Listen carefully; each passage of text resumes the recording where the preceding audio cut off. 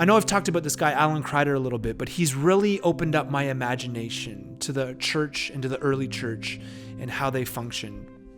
You know, one of the questions that Alan Kreider actually kind of gets at in his writing is, why did the church explode in the Roman Empire over the first few centuries?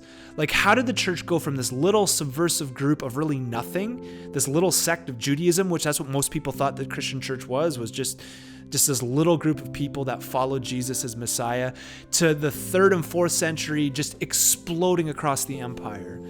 It's interesting some of the things that Kreider says. He says that the early church was not obsessed with evangelism.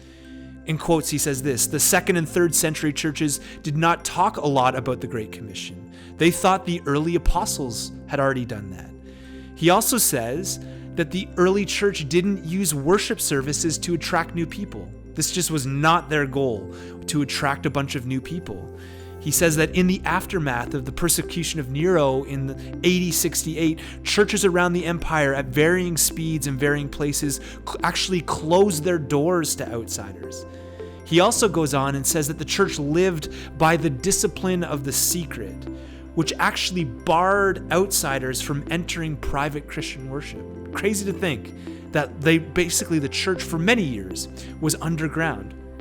And Alan Kreider, as he looks at why did this church explode and just reach so many people over a couple centuries, he actually points and says that the power of being together for that church in a persecuted world was the thing that fueled them.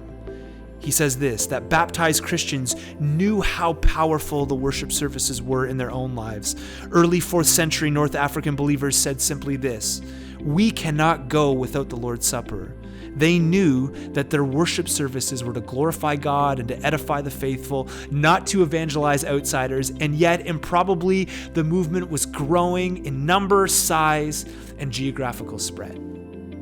Now listen, I'm not saying don't evangelize, I'm not saying don't share Jesus, I'm not saying don't invite people to our gatherings, especially when we get back together. That's not what I'm saying. But it's just interesting. As this church lived patiently, Kreider would say it was like they lived like fine wine, where they fermented over time to compel outsiders into the way of Jesus.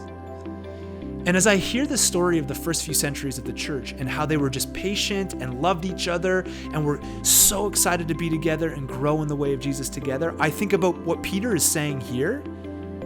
And what Peter is saying here is way more than a form of moralism for the church to do better.